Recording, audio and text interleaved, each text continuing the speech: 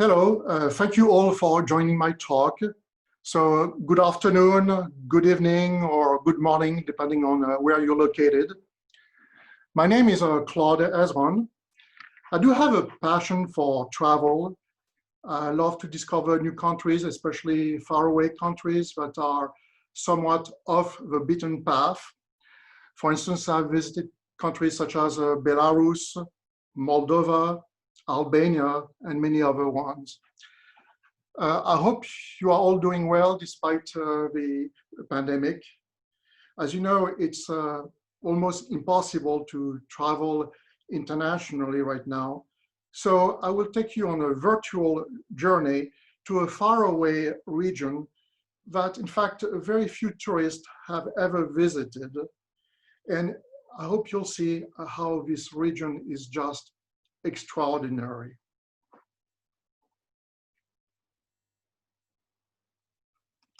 I'm going to share my screen now.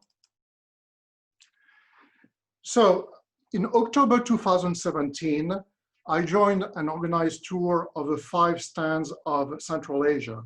I'm going to point with a cursor of my mouse. So the countries were Kazakhstan, Kyrgyzstan, Tajikistan, Uzbekistan, and Turkmenistan. They're all former Soviet republics.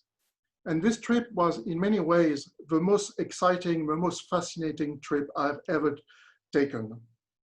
So I'd like to share my experience traveling to these very little known but remarkable countries in hope that you'll want to learn more about them and maybe someday even go and visit them. On my tour, we spent most of the time in Uzbekistan. Just to give you an idea, that's where most of the tourists go because that's where the main Silk Road cities are located. So really, if you have to pick only one country to go in this region, that is Uzbekistan. On the other hand, Tajikistan was just a one-night stand. Uzbekistan is about the size of California, and it has a population of 33 million inhabitants. The richest countries in this region are Kazakhstan and Turkmenistan.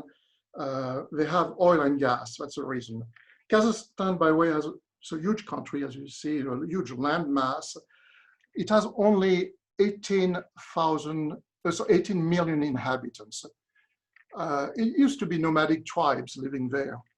And by the way, if you look at this map and you look at the capital city of Kazakhstan, it's named Astana on the map, but last year it changed to Nur Sultan.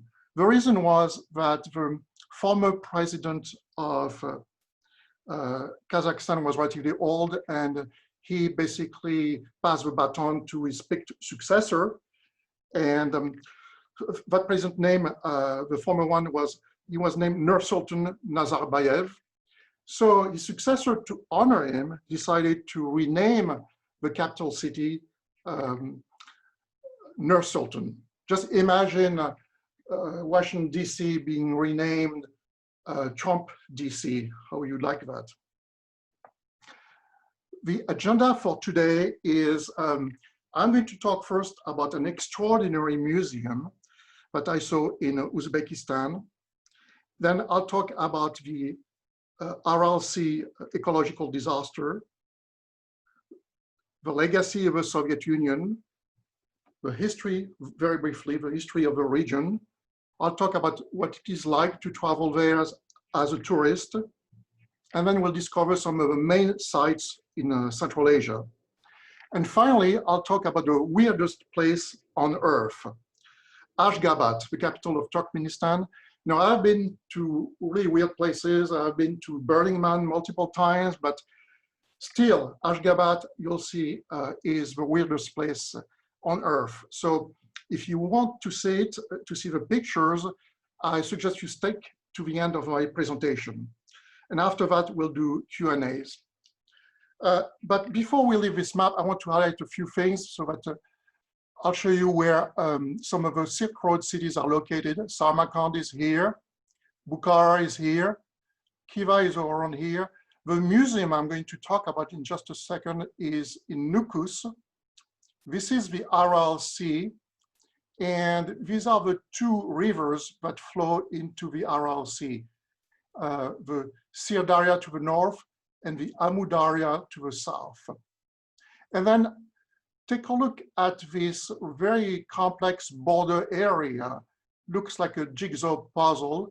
And in my talk, I will explain why it is so. One of the requirements of traveling in Central Asia is you must be able to wear many different hats. So let's start with this one, which is hat from Uzbekistan. One of the highlights of my trip by very far was going to the Savitsky Museum in Nukus. This is really a jewel in the middle of a desert. Yeah, Nukus is in the middle of a Kyrgyzstan desert. Nukus is the capital of an autonomous region that is still part of Uzbekistan. The region name is Kyrgyzstan. And what happened is during Soviet time, there was a painter named Igor Savitsky who collected forbidden Russian avant-garde art. He did that undetected by the KGB. And the funniest thing is that he even got the Soviet government to pay for it.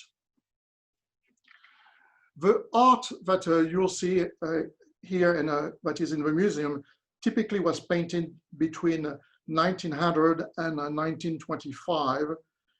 It was a period of relative freedom, artistic freedom in Russia, until the advent of Stalin in 1922. The art was forbidden by Stalin because it did not advance the cause of socialism. The Soviets liked realistic art that depicted enthusiastic peasants and workers. The museum was founded by Savitsky in 1966. And initially, the official purpose was to display art from this region of Kyrgyzstan, because Savitsky had traveled there, he fell in love with the region and with its art. He amassed over the years an enormous collection of something like 40,000 paintings. When you visit the museum, you see only something like 3% of that. At the time when he acquired that art, it was worth almost nothing because it could not be sold, could not be displayed in any gallery or museum. And the reason why he was able to do that undetected by the KGB was he did that in a remote area, which was Uzbekistan, and even within Uzbekistan, Nukus, which is even far away from everything. Savitsky went to visit the artists, oftentimes in Russia or even Moscow. And if they were not living anymore, no, he went to their heirs. And he got many of the paintings for free. Sometimes he offered some little money. And when he ran out of money, he offered IOUs. I have no doubt that if some of these artists had been able to escape from the Soviet Union, like Mark Chagall did, or like Vasily Kandinsky did also around 1922, some would have become world famous like them. There is a very interesting documentary named The Desert of Forbidden Art. I repeat, The Desert of Forbidden Art, that talks about Savitsky and how he started this museum. It's a very interesting documentary. It's available on Netflix as a DVD, or you can stream it on iTunes. So let's take a look at some of his paintings. I'm not a specialist of art, but some people who are very knowledgeable about art, describe that as world-class art. This painting is from a famous painter, now famous, called Michael Kyrgyzstan. This one is from Alexander Kozlov.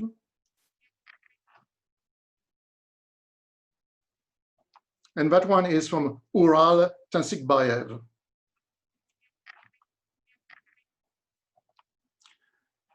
This one reminds me a bit of a Chagall. This one looks a bit like a Cézanne. It's my personal opinion. You might differ. This looks a bit like a Matisse. I really like this painting because its title is Panic, and you can see the faces of the people stricken by a panic.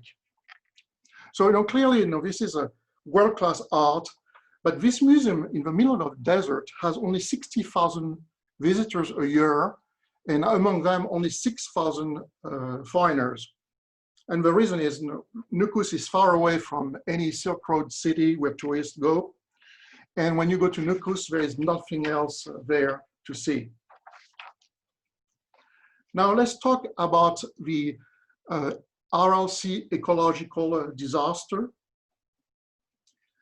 The Aral Sea was once the 4th largest lake in the world. It has no outlet. There are 2 rivers that bring water to it, the Sir Darya and Amu Darya, as I mentioned earlier.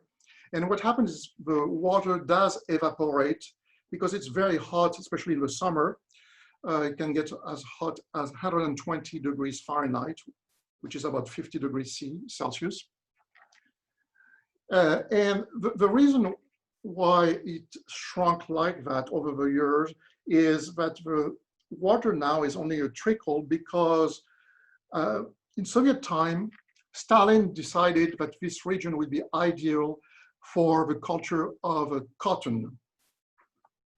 And as you know, cotton is very water intensive. So now it's just a trickle that arrives to the Aral Sea. I didn't go there, it's very far away from everything. But if you ever see pictures of that region, you'll see that it's full of abandoned fishing villages and stranded and rusting boats. The region, furthermore, is laden with toxic chemicals to make things worse. They were left over from the Soviet era because that's where they were doing some weapons testing. Let's talk now about the legacy of the Soviet Union. First, the positive legacy, and then we'll talk about the negative legacy of the Soviet Union. On the positive side, education, as you might know, was a very important value in the Soviet Union. So as a consequence, the literacy rate in these 5 countries is very high. It's around 99%. Some measures of the literacy rate in the US give it at only 86%. I give this number for comparison purposes. The 5 countries also of Central Asia do have a form of universal healthcare. Of course, if you want access to better healthcare, something less basic, you might want to go to a private doctor and pay some amount of money. But at least everybody can have access to basic healthcare for free.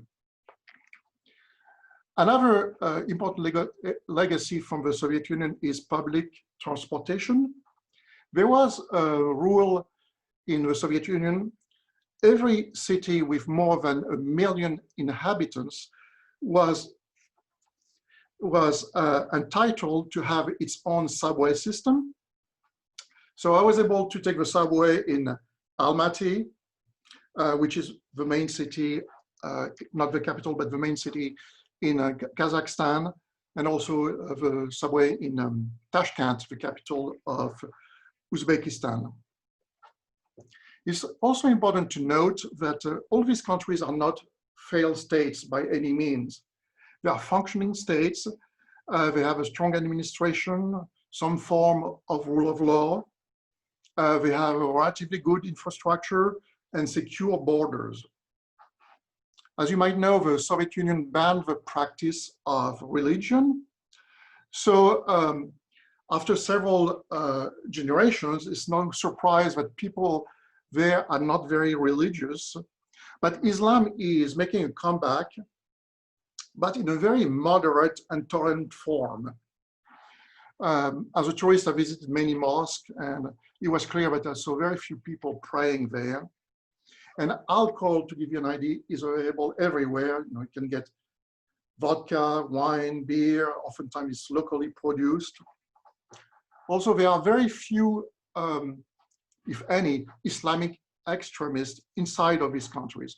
There were some Uzbek and some other nationalities from the region that went to fight for ISIS, but inside of the country, they were caught, and sometimes where fate was quite dramatic, like in Uzbekistan, where they were boiled alive. The lingua franca of this region is Russian. Each one of his nation has its own language. They are called Turkic languages. I said Turkic as I would say Latin languages. The root of his language is common. It might have something to do with the roots of Turkish language. But when clearly, there's Russian everywhere, because first, there were Russians living in this region, and they stayed after the fall of the Soviet Union in 1991. For instance, Kazakhstan has something like maybe 20% of the population is of Russian origin. And when you want to communicate among different countries, basically they use Russian. Another part of the legacy of the Soviet Union is monuments. So this one is called Panfilov's 28 Guardsmen. It's in Almaty, one of the main cities in Kazakhstan. This is about World War II. There were these 28 soldiers coming from Kazakhstan to defend Moscow. And they defend Moscow from the Nazi invasion in 1941. And they all died very valiantly during the battle and destroyed many tanks and were able to hold their ground for quite a long time. But what I told you about is, in fact, just propaganda. It's a bogus story. Nowadays, we call it fake news. After the fall of the Soviet Union, the real story came to be known. And in fact, many of these soldiers didn't die. They destroyed few tanks, if any, and some even deserted, and some of them even joined the Nazis. But at the time, it was a nice story to boost the morale of the troops and of the population. This is a statue of Comrade Lenin. It's in Kyrgyzstan, a city in Tajikistan. Typically, the statue of Soviet times have been pushed like this one to the outskirts when they were not entirely destroyed. And you can see on this one, if you look at the head of Lenin, you can see the devil's horns, just here. In reality, it's only strategically placed pigeons. Let me show you also an example of very elegant architecture left by the Soviet. This is a hotel in Tashkent, the capital of Uzbekistan. The cities of this region are not at all what I expected. They are not like what you see in the Middle East. You see well-maintained buildings. The streets are very, very clean. It's unbelievable. And unlike what you see in the US or Europe, there is no graffiti anywhere, no beggars, no homeless people. The main reason you have no homeless people, some might be taken by the police, but the main reason is people in this part of the world would be ashamed to have a son, a father, an uncle homeless. They would not allow that. So basically, they take care of the people. It's important to note that also it's very safe as a tourist to travel over there.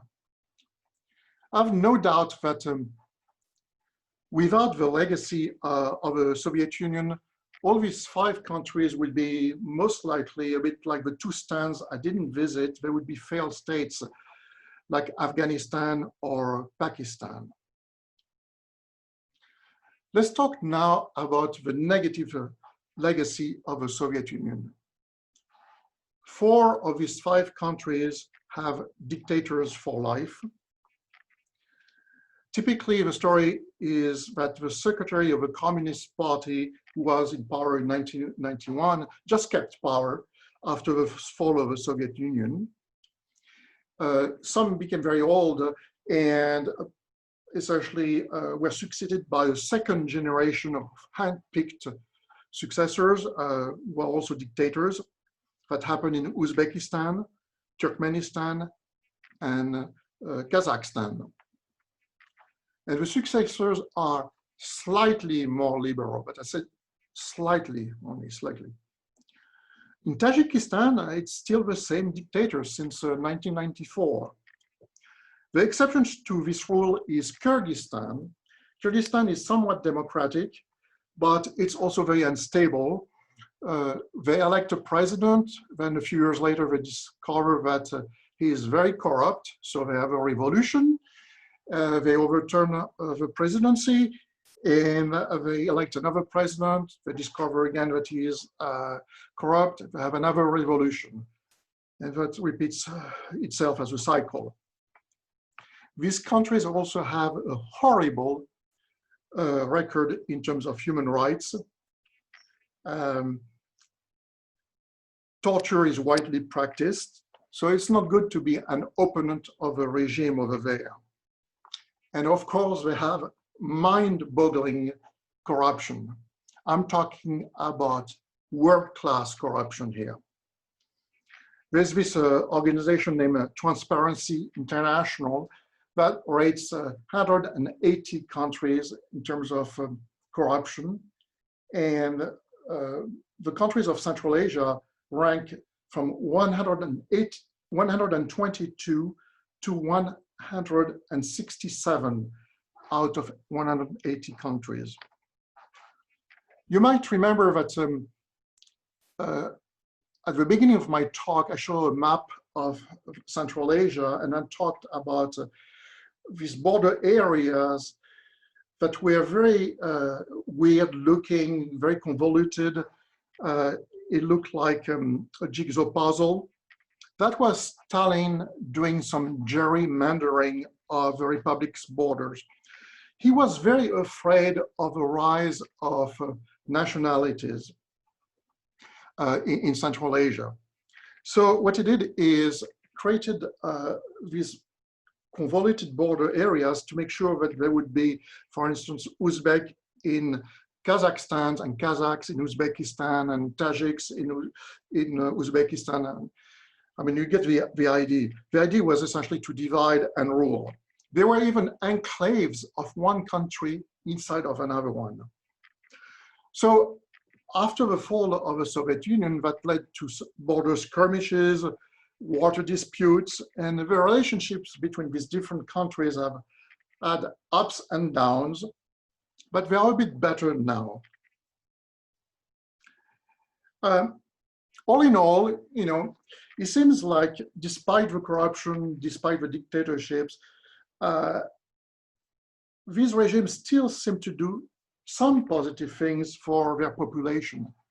Everywhere I went, all the countries, I could see a lot, I mean, really a lot of housing construction done by the government.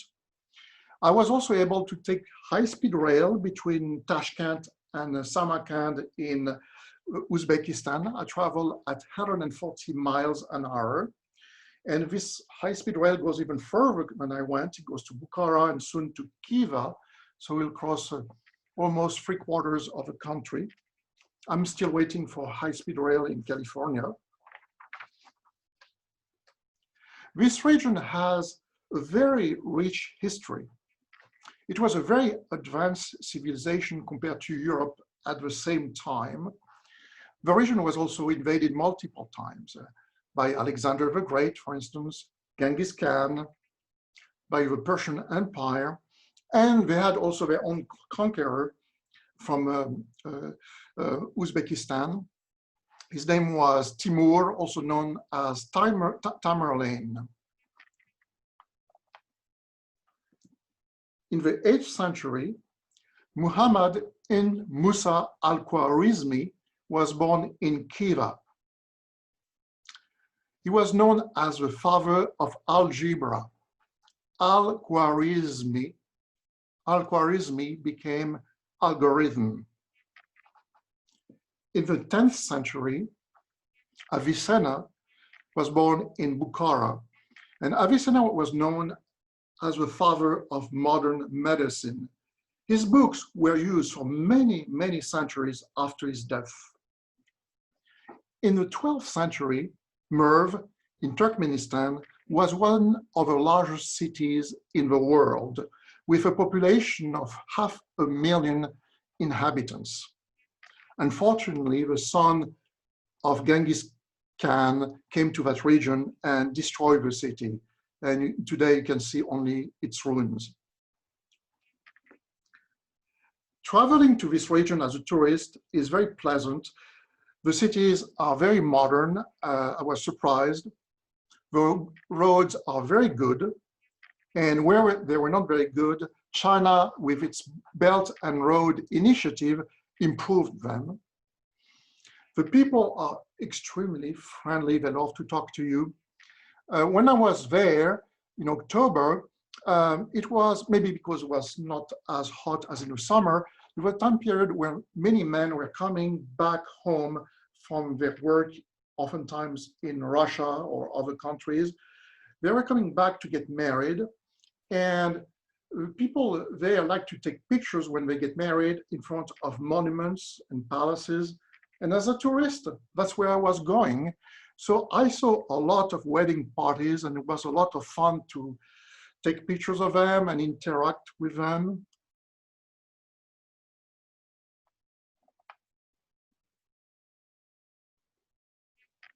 And here's another one. The food is good in those countries, but it's a bit repetitive. I say good, but not outstanding, but it's good. This is plov, the national dish all over Central Asia. It's a rice pilaf with some kind of hard to chew on mutton. But if you don't like mutton, it's no problem. You can ask for horse meat instead. The bread is good, very good, and it's oftentimes artistically shaped. They use some metallic stamps like these ones to make these shapes. And it's how they bake them, inside the inside wall of the ovens. Now we're going to visit briefly Kyrgyzstan, so it's time to change hat again. This hat from Kyrgyzstan evokes the mountains of Kyrgyzstan with the snow. This is a site of Lake Issyk-Kul, again in Kyrgyzstan. This is a beautiful and enormous lake. It's a resort area. But now let's leave Kyrgyzstan to go to Uzbekistan and see some of the Silk Road cities, the three main Silk Road cities. This is in Samarkand. This picture is probably the most famous pictures in all of Central Asia. It's a view of the square called the Registan. What you can see here are three madrasas. Madrasas are religious schools, but at the time they were also centers of intellectual life. Not only could you study the Quran, but you could also learn about mathematics, astronomy, physics, poetry, literature, medicine. And let's take a look nearby at the tile work, which is absolutely gorgeous.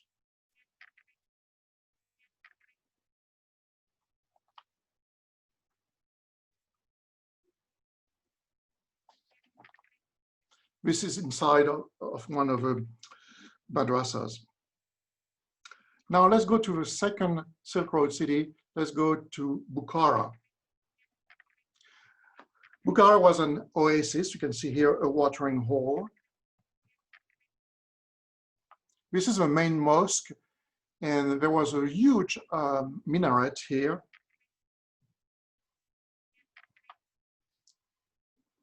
Another view of Bukhara with the part of the city that's walled. This is a bazaar.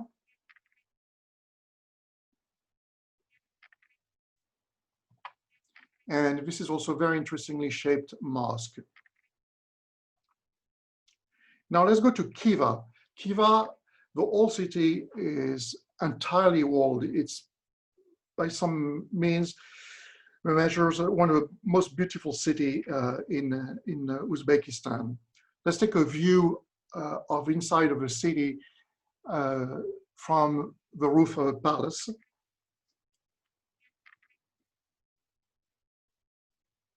And you can see inside the palace the geometric patterns done in the ceramic.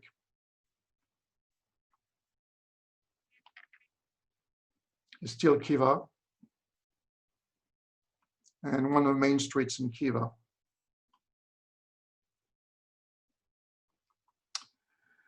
Uzbekistan is also very well known for its ceramics. I was able to visit the workshop of a master in the Rishton area of Uzbekistan, and as you can see, this is absolutely beautiful.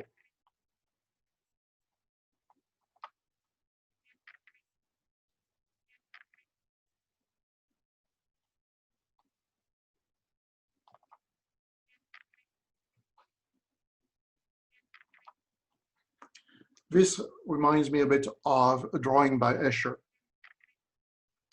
If you ever go to this region, I would definitely encourage you to go to a game of Buzkashi. Buzkashi is a national game in all of Central Asia. It's a bit like polo. It's on horseback, but the ball is replaced by a dead, headless goat. They eat the goat after the game. They claim that all the throwing, tearing, dumping of the goat tenderizes the meat. This is a picture taken in Kazakhstan. It could look like a scene out of a movie, Borat, that some of you might have seen. It's a movie that pretends to be about Kazakhstan, but in fact, it was not filmed in Kazakhstan. It was filmed mostly in Romania. And it makes fun of Kazakhstan because at the time, nobody knew what Kazakhstan was like. But I show this picture because, in fact, Kazakhstan is nothing like what's depicted in Borat. Even in this far away region, close to the border with Kyrgyzstan, in this region, I was able to get very good cell phone service. I had 4 bars on my cell phone. Try to get 4 bars with AT&T, downtown Palo Alto. Good luck with that. And after I crossed the border to Kyrgyzstan, I was in a bus with Wi-Fi, and I was able to post this picture on Facebook. One of the things I really, really liked about traveling in Central Asia is that every day you are bombarded with quirky, unusual, weird, funny things. So let me show you a few examples of that.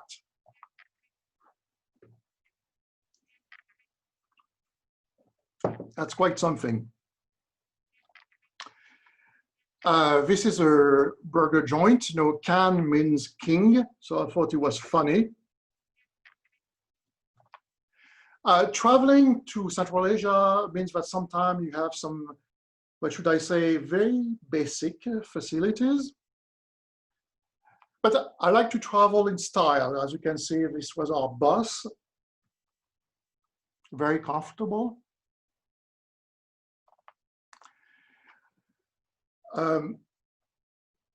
one surprising thing that you find in your hotel room, and typically on the desk when you enter it, is a document like that. It's a price list, and if you pay attention here, you can see there is a warning sign here. Yes, this is a price list. This is probably a remnant of Soviet-style hospitality in Central Asia. Essentially, it warns you that if you break anything, if you damage anything, if you steal anything, this is how much it will cost you.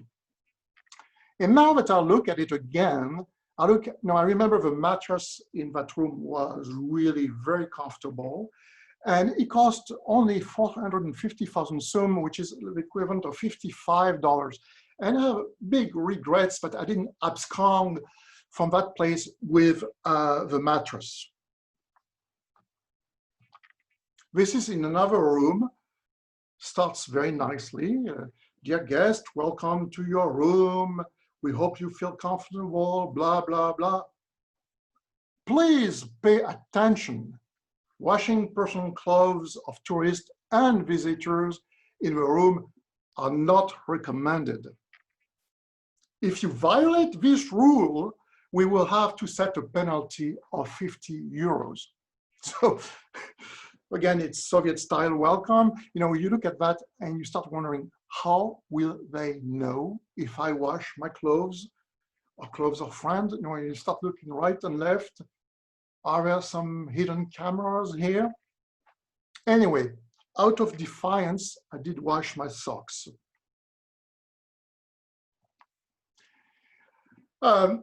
Everywhere I saw some beds like that, and it seemed very weird. And sometimes I saw a table until I came across this restaurant and I understood how they were used. This is an example of bathroom humor. Obviously, this woman is making fun of men with small hands. And I won't tell you who am I thinking about. Now let's talk about the land border crossings. They are not for the faint of heart. This is a really harrowing experience to cross a border. It's in fact forbidden to take a picture like this one that I took. All around the border area, you're not allowed to take pictures and you have warning signs. But what I did very courageously is I went to the back of my bus, and behind heavily tinted glass, I took very quickly this picture. The way it works for border crossings is you leave your bus, you take all your belongings because you're never going to see that bus again. And you just hope that on the other side of the border, there'll be another bus waiting for you. And you go to the first border post of the country that you're living. You do all kinds of formalities there. There are probably something like 10 to 15 steps. You go through, they search your luggage, they look at your passport, they search specifically your medicine. They are especially after psychotropic drugs. So that includes, in fact, things like painkillers and sleeping pills. And traveling to this country for such a long time, I had plenty of the medicine, including painkillers and sleeping pills. But you very quickly understand that they don't speak very well English. They don't understand things very well. So when they pointed to my sleeping pills, I said, "Oh, this is for stomach ache." Yeah, okay, good. So when you're done with the first border post, you cross the no man's land, and then you go to the other border post of the country that you're going to enter. The no man's land can be sometimes, not like here, very impressive. You're sometimes surrounded by very high fences, barbed wires, soldiers with machine guns. I remember one crossing where behind the very high barbed wire was a cemetery. So we were all very tense. Crossing this area was not much fun.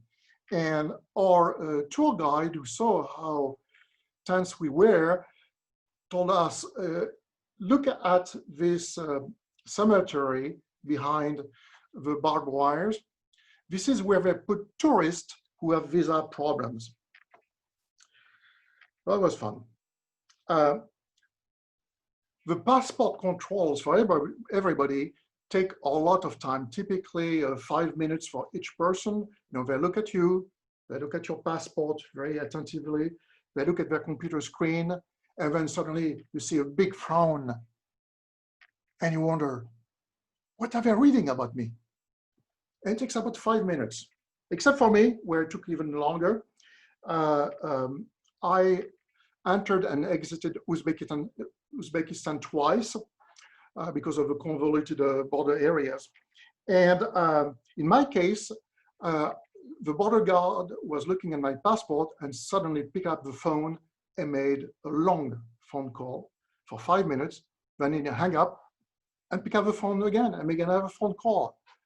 And I was waiting, and everybody behind me was looking at me and say, Claude, hey, what's wrong with you, man? What have you done? I didn't know you were a terrorist. And the second time I left Uzbekistan was even worse. The border guard took my passport and left the building with it and came back 15 minutes later. So it was not much fun. In the end, after I crossed the whole thing, because they let me go, I took a look at the passport of my traveling companions, and I saw why I was, I won't say detained, but you know, withheld for like such a long time.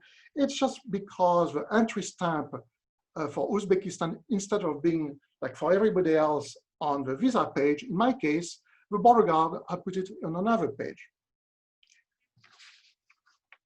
Now it's time to talk about Ashgabat. Ashgabat, the weirdest place on earth. Ashgabat is the capital of Turkmenistan, and Turkmenistan is one of the most reclusive countries in the world. Ashgabat, there are only about 6,000 people, 6,000 foreigners who come to visit Ashgabat either as a tourist or for business every year. And Ashgabat is a bit of a mix between Pyongyang, Las Vegas, and Disneyland. It feels as oppressive as Pyongyang, as glitzy as you'll see as Las Vegas, and it's an imaginary world. I explain that later, a bit like Disneyland. Ashgabat is well known for its marble buildings everywhere. Even the apartment buildings are made out of white marble facades. There are 4,000 marble buildings in Ashgabat. The marble comes either from France or for the official buildings from Italy. The story is that the former president, Turkmenbashi, loved white marble and decided essentially to tear down all the old buildings and replace them with modern looking white marble buildings. So this is an apartment building, but when you look at the official buildings and their shape, it's even more surprising. This is the Ministry of Education in the shape of a book. I think you could guess that this is the Foreign Ministry with the globe, and you can see here Turkmenistan in gold. This is the Oil and Gas Ministry, and these buildings are shaped a bit like lighters. This is the Olympic Stadium. A few months before we visited, we had some kind of Olympic Games for Asia. And they built this enormous Olympic complex. And you can see here where they light the Olympic torch. And this was used once for these Asian Games, and then never again, I believe, after that. This is the airport terminal in the shape of a falcon. It's forbidden, completely forbidden to take pictures of the airport. But what happened is when we took our flight to visit another part of Turkmenistan, I looked at the flight magazine cover and I saw this picture. So I took a picture of a forbidden picture. This weird looking building is named the Palace of Happiness. This is where you get married. Now, this is very convenient. You get all the services you need to get married there. You have reception areas, you can have flowers, food, music. In fact, it's a concept all over Central Asia called wedding palaces, and makes a lot of sense. The government there were concerned that people were having huge weddings and with hundreds of guests, and it was costing a lot of money. So having the weddings in a wedding palace was a lot less expensive than doing that in a private hotel. This is one of these hotels, the Yildiz Hotel. Is shaped like a flame. I spent about half an hour there, and it was clear that there was almost nobody at all. You could see, except for, you could see only the staff in the lobby of the hotel. This is a dental clinic, shaped like a tooth. So after I saw that, there was a question that started to nag me, really nag me. So I had to ask, and ultimately I mustered my courage and asked the local guide, asked her if we could see the urology clinic. She really didn't like my joke at all, but at least my traveling companions did. So I'd show you the official buildings, but now let's take a look at the monuments.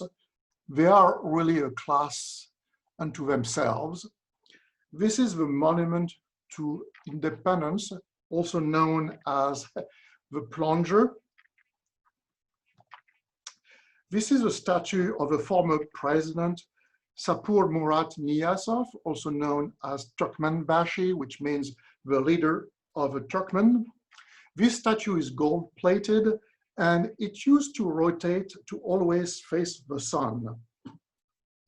And the locals used to joke that maybe it was the other way around and the sun following Turkmenbashi. This is a statue on top of this thing that looks like an iceberg in this hot country. This is a statue of the current president, and his nickname is Arkadag. Arkadag means protector. He is a protector of the people. No, this is not a time machine. This is an indoor Ferris wheel. I guess it's because it gets very hot in the summer, so it's air conditioned inside. When I visited, as everywhere else, there was almost nobody. I think just one small family over there beside our group. The city has a lot of fountains, and when you look at night, they are lighted, and they are big in RGB, red, green, and blue over there. This is red. Just wait a bit, and you get green, and finally blue. So all these are fountains. And when you drive around Ashgabat, you see quite a few electronic billboards. Typically, they serve a very bland fare of views of Ashgabat or children playing. But one day I got really, really lucky. I got the Smurfs. Why the Smurfs? I have no idea.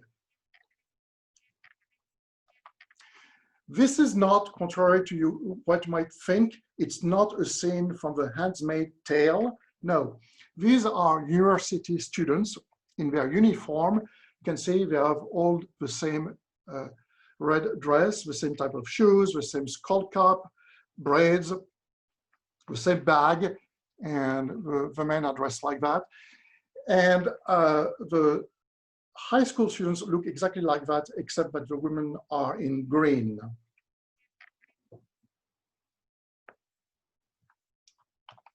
Pictures of the president are everywhere around in Ashgabat. I think that's probably one of his palaces here. This is in the center of town.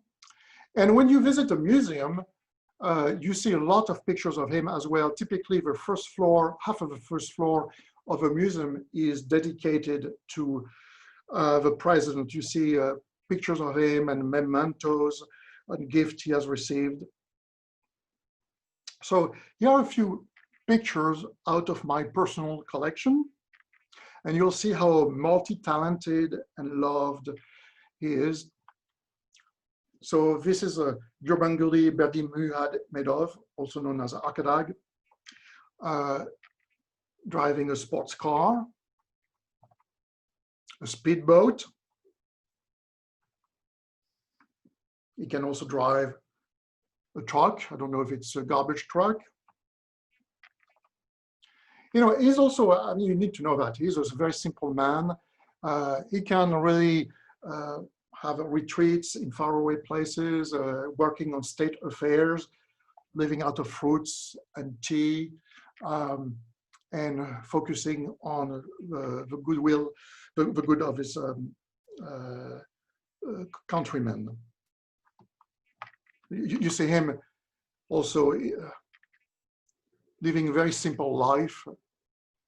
He doesn't need palaces all the time. No, he's a good guy. And what could be more innocent than a couple of lambs?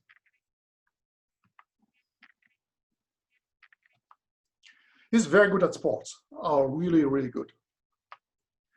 Here is jogging on the path of health. I'll tell you more about the infamous path of health in a moment.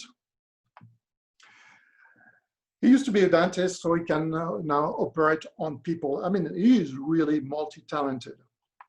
And he loves children, and clearly children love him. And the elders of a nation, you can see how much respect they have for him. This is by far my favorite picture. You can see it's heavily photoshopped. Where else would you see a carpet that dissolves itself into grass? You can see first the children, and behind them the students, and then the elders of a nation, and then the rest of the nation bearing flags.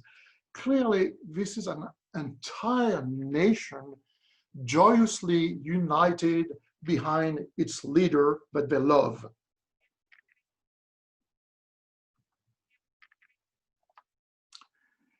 And this is him on a horse.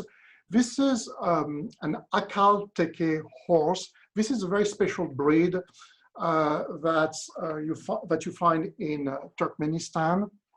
These are very reputed and very fast horses. And I was lucky enough to be able to ride one. So I will let you decide between the two of us who is a better rider. Everywhere you go, you wonder, where are the people? You know, I talk to other people who have visited Ashgabat. They all have the same question. You see nobody in the streets. The capital city, Ashgabat, is supposed to have officially about 1 million inhabitants, but you don't see anybody in the streets. I show you a lot of pictures of ministries. I never saw anybody at any time of the day coming in or out of his ministries. Are they empty? I have no idea. I saw a lot of white marble apartment buildings. They should have lights early in the morning late in the evening. And I did indeed see some lights, but it looked like the buildings were something like 20% occupied. And even when I went to a local market, typically in Central Asia, markets are teeming with people, but there were just a few people. So I looked very hard on the internet. I didn't find a lot of good explanations on why the city is like that. I think the most likely explanation is when they rebuilt Ashgabat to put all of these white marble buildings, the rent went up and people could not afford living there, so they went to the outskirts of the city or to other cities. And now Ashgabat is mostly a showcase city that the president is proud to show to foreign dignitaries when they visit. And think of it, if you are a very harsh dictator, the last thing you want to have is a lot of people in your capital city who could protest and overthrow you. This is a view of a beautiful hotel I was staying at. And day and night, you could see the lobby, and beside our group, it was just a few employees, and that's it. And it was a big hotel, something like 350 rooms. I got also to visit a huge mosque. It's outside of Ashgabat, in the middle of nowhere. It was built by the former president, Turkmenbashi, because that's where his mother used to live and died. The mosque is capable of holding 10,000 people, but there is hardly anybody at any time there. As I said, it's in the middle of nowhere. But at least it was good business for the French company, engineering company Bouygues, that built it. And inside, it's absolutely beautiful. There's even an underground parking garage, but there's nobody there. The former president, Turkmenbashi, was quite something, very weird, to say the least. He wrote a book called Runama. This is a statue of his book. Essentially, the book is about his version of the history of the Turkmen nation and the country, and it has some poetry and verses. In fact, in the mosque I show you, typically verses of the Quran would be on the walls, but in the case of that mosque, it's verses out of his book that are on the walls of the mosque. And Turkmenbashi thought that there were only two books worth reading, the Quran and Ruhnama, his book. So he felt that why have K to 12 education? It's a waste of time since there are only two books worth reading. So he shortened education to go only up to 8th grade. Fortunately, his successor changed that, and now they have K to 12 again. Yeah, Turkmenbashi was really weird. He changed the names of the days of the week. For instance, some of the names were favorable, justice, or one of the days of the week was named after his mother. He also changed the names of the day of the month. One of the months was also named after his mother. One day was named independence or neutrality, or one was named after his book, Runama. He even added his name to the national anthem. We are close to the end of this talk, but I will end this with a couple of stories about Turkmenbashi. Turkmenbashi wanted to change the climate around Ashgabat and get a lot more rain. So he decided, against the advice of all these scientific advisors, to plant pine trees everywhere all around Ashgabat. So there are lots of them. And of course, it didn't rain more. And the trees started to turn brown. And as you can see here, they didn't grow much. So what he decided to do is to divide all these planting areas in smaller lots, and he assigned specific civil servants to each lot and asked them to water the lots. Nothing changed, the trees were still brown. So Turkmenbashi started to fly over the trees and take notes of the lots that were brown, and fire the civil servants who didn't do a good job watering the trees. So what the people started to do was that they planted plastic trees because from the helicopter, he couldn't see it. They were able to fool him. The other story is the path of health. Turkmenbashi, as a good president, was concerned about the health of his citizens. So he ordered that an 8-kilometer trail be built to climb over the hills near Ashgabat. So this is a view of that trail. It sat empty. So the ministers were a bit embarrassed by that, and they ordered that all civil servants climb it at least once a year, and the students every Sunday. But some people with cardiac problems died on the path of health.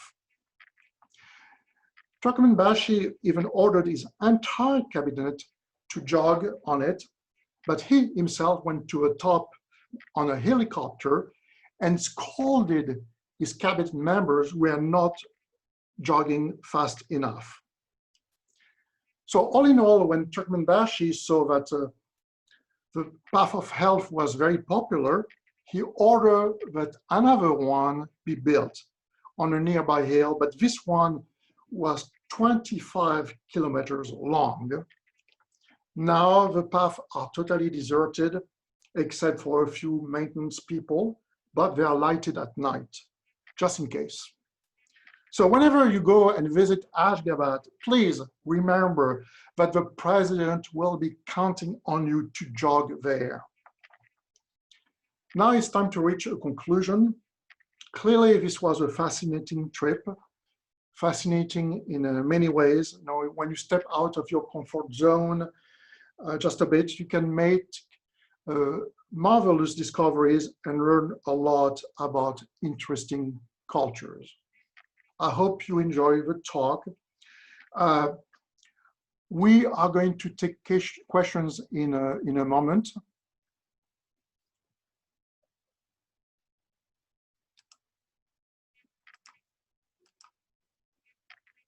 Let me stop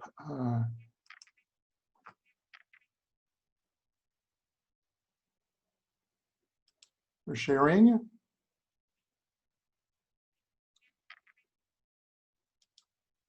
Okay. While you prepare your question in the chat area, I'm first going to change hat. You can see this hat is foldable. It's very convenient. You can put it in your pocket. And there you go. I'm going to show you a couple of videos and then we'll do the Q&As.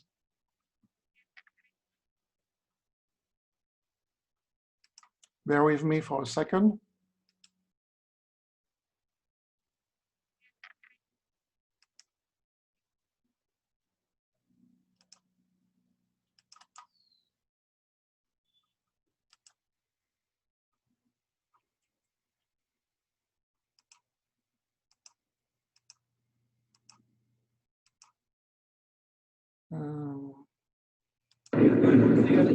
This is a game of Buskashi.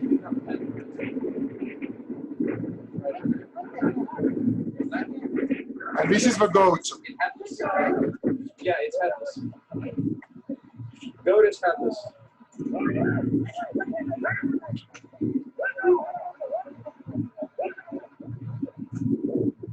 And now imagine last year when we had the event, so the guys from Oklahoma had to learn how to do this. And they did. They arrived a month before the event started. To get the goat and put it in the bowl up there. Both sides, you know. When you pick it up now, it's like basketball or soccer. You have to bring it in to the bowl. Yeah. Oh, I see.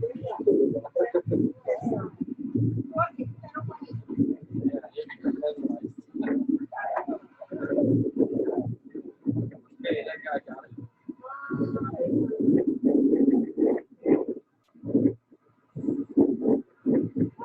You got it.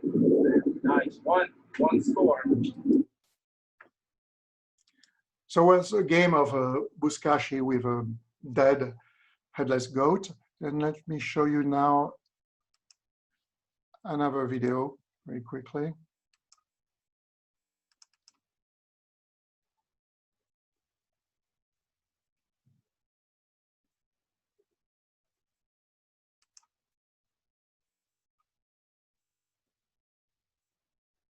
Well, I'm having computer problems, so we're going to go directly to Q&As. Let me look at your questions.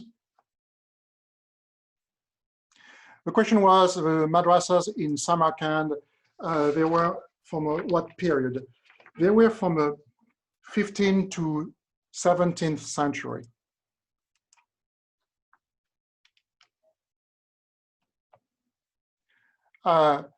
What century was the Silk Road at its height? I think it was probably around the time, I would say probably 12th to 16th century. Now, these were probably the heydays of the Silk Road. But again, I'm not a specialist of history there.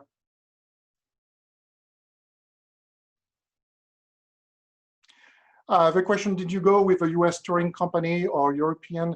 I went with a US company. And the travelers were all from the US, except one who was from the UK.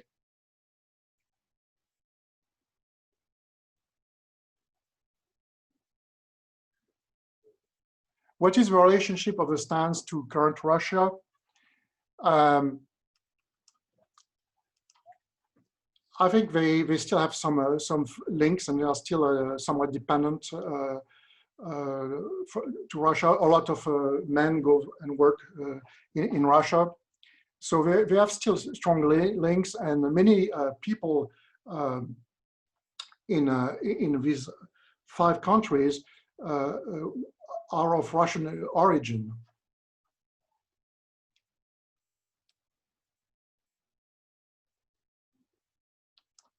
Any other question?